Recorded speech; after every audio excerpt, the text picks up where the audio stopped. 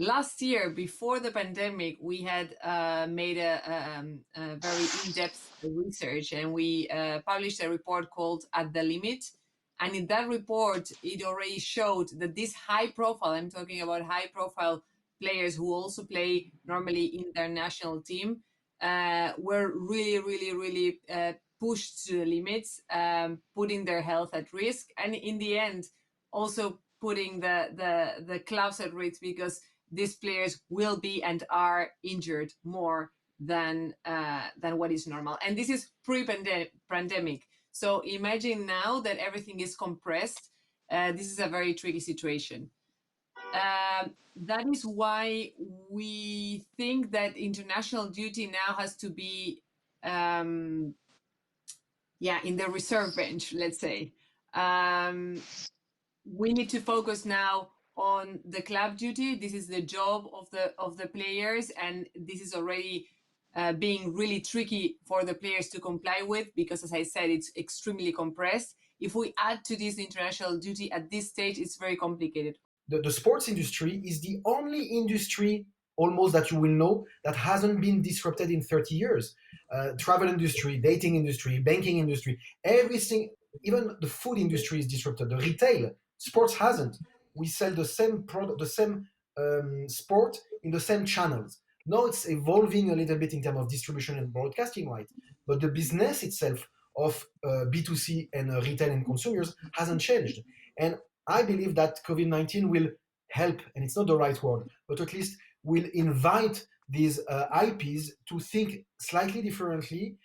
It's really important that we understand the process of fan engagement, and rather than just use the phrase and try to be creative in responding to it. I mean, essentially, from my perspective, I'm seeing fan engagement as a combination of motives, attitudes, and behaviours.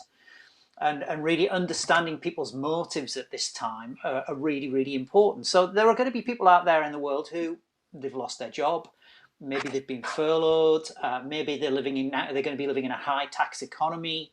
So suddenly their motives might shift considerably in some cases. And that inevitably then leads into their attitudes towards being a fan. I hope we don't go back.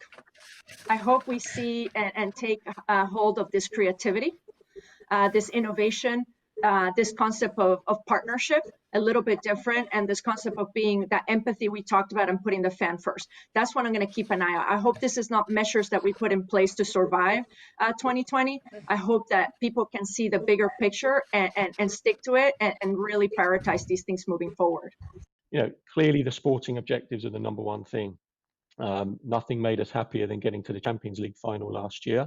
But if you go back a season where we had an earlier exit than we would have hoped, we still had very strong results, largely because of the things we were doing off the pitch as well. So it's about kind of creating that point of difference with some of the cool things we do, focusing on the city of Paris. We sell the city as much as the club. We're in a pretty unique position that, we're the only major club in the city, which is quite unique among iconic world cities. So really, really working hard to create that real point of difference and that real kind of lifestyle approach, but not forgetting, as I said, that the sporting side is the most important. And if you can marry both together, then it's the magic formula. So I think that's where we've had a lot of success. And many people look to the Jordan collaboration as the best example of that. When I talk about women's football, I think it's incredibly exciting. And I think from an investment perspective, there's huge opportunities there.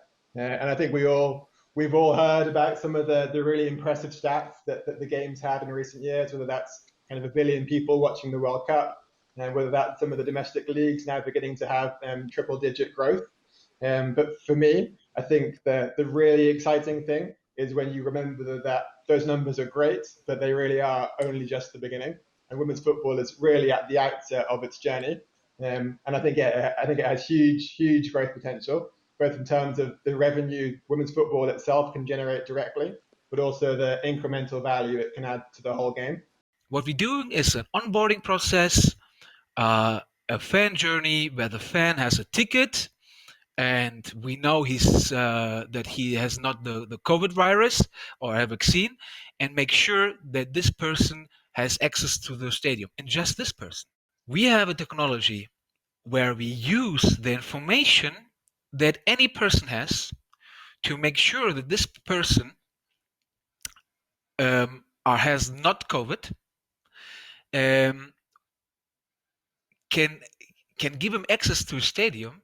And the positive side effect is, just take Germany as example. In the last 2 weeks, 2.5 million people already make a PCR test. Only 220,000 had COVID. The other people don't have COVID. So we don't take capacity of tests from the society to bring fans in stadium. No, we just say the people that already have a negative PCR test can come to us as a fan because they are our fans. I think the question that I get asked a lot is what is kind of causing this, and what is the kind of the data points that are pointing towards Europe. And I think there's a lot of different reasons, but certainly entry points into European football in general are much lower than North America. Franchise valuations across the 4 major sports, and in addition MLS in North America, are just getting to the point where they're outpricing a lot of potential investors. And I think you can come in, even go into a second division in Spain, Italy, France, UK, and you can buy a club for 15 or 20 million euros, and that doesn't necessarily exist in North America quite yet. I think there are opportunities, as Chip said, to kind of use best practices from North America, professionalize a lot of these clubs in a way that can actually add a lot of value from a financial perspective. Something that kind of Patrick brought up a little bit earlier is the attractiveness of the media rights. And I think that's something that, at least comparing North American soccer to European football, we're not quite there yet in North America in terms of seeing large media rights. You can go to the English Premier League and get large media payouts, and that can kind of really be an attractive area in terms of investment. Nowadays, consumers and fans have a wake to sleep mentality in terms of how they engage with their properties. So the teams that they support, the leagues that they support, the last thing they look at when they go to bed is the scores of the league, how their team performed, how the players performed. It's the first thing they look at the next day. And if it's match day, the first thing they check out is what time is the match? Where is it being played? Are my players hurt? So you've got to understand how people engage with that content. So when you look at a jersey partnership, a kit deal, you look at a naming rights deal, how do you effectively weave in a brand into that conversation that the consumer is having beyond the game itself? They're having it with their friends, they're having it with their family, they're having it in digital and social platforms. The key is you want to seamlessly integrate them into that experience in a way that they embrace and they don't actually push away. We want to be at the point where every week fans will be able to see not just the shot that's being hit and shown on television, but every single shot. We have, on an average, we have 144 players in a field, maybe 72 players playing at one time. But yet you can only show one shot on television. We would like to get to the point where we have personalized video feeds of every single shot. And so people can watch their favorite players, they can watch the action on a particular hole, and so forth. If we think back to April, in our business was mostly characterized by, we were frozen. We didn't know what to do. I mean, remember, this is at first, masks don't work. Don't worry about masks. And then it became, listen, this is going to be over in 2 weeks. And here we are 9 months later, and the pandemic, as I said previously, is not over, it's raging. So, we have got to learn from this experience that there is some value in remaining nimble and remaining flexible. And I hope next time, whatever it is, we don't freeze for quite as long as we froze this time. We lost a lot of time in March and April thinking this would be over in 2 weeks.